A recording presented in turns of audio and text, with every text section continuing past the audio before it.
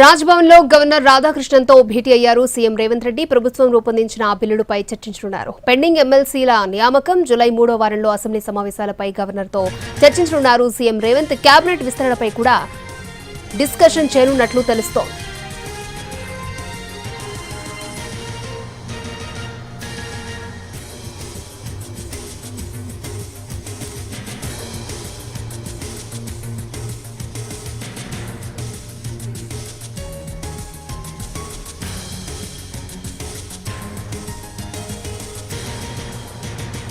రాజ్భవన్ లో గవర్నర్ రాధాకృష్ణన్తో భేటీ అయ్యారు సీఎం రేవంత్ రెడ్డి. ప్రభుత్వం రూపొందించిన బిల్లులపై చర్చించనున్నారు. అలాగే పెండింగ్ ఎమ్మెల్సీ నియామకం, జూలై 3వ వారంలో అసెంబ్లీ సెషన్స్, అలాగే కేబినెట్ విస్తరణపై కూడా డిస్కషన్ చేయనున్నట్లు తెలుస్తోంది. రైట్, ఇదే అంశానికి సంబంధించి మరిన్ని అప్డేట్స్ మా ప్రతినిధి చారి మనకు లైవ్ లో అందించడానికి సిద్ధంగా ఉన్నారు. చారి,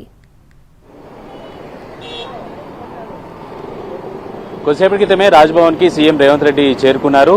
ఓ 10 నిమిషాల నుంచి రాజ్భవన్ లో గవర్నర్ తో సీఎం రేవంత్ రెడ్డి భేటీ కొనసాగుతుంది. అయితే ప్రధానంగా ఇప్పటి వరకు అధికారిక వర్గాల నుంచి మనకు ఉన్నటువంటి సమాచారం ప్రకారం కేవలం ప్రభుత్వానికి సంబంధించినటువంటి 2-3 బిల్లులకు సంబంధించినటువంటి అంశాల మీదనే సీఎం గవర్నర్ తో చర్చిస్తున్నారు అనేటువంటి అభిప్రాయాన్ని, సమాచారాన్ని ఇస్తున్నారు.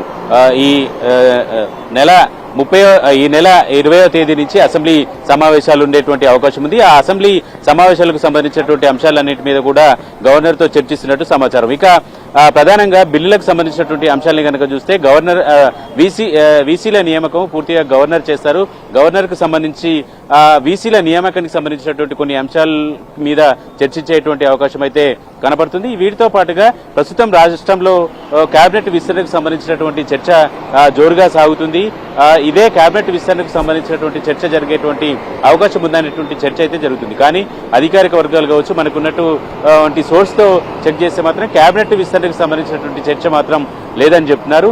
ఓవరాల్ గా సీఎం రేవంత్ రెడ్డి గవర్నర్ తో భేటీ అనేది ఇప్పుడు ప్రస్తుతం హాట్ టాపిక్ గానే మారింది.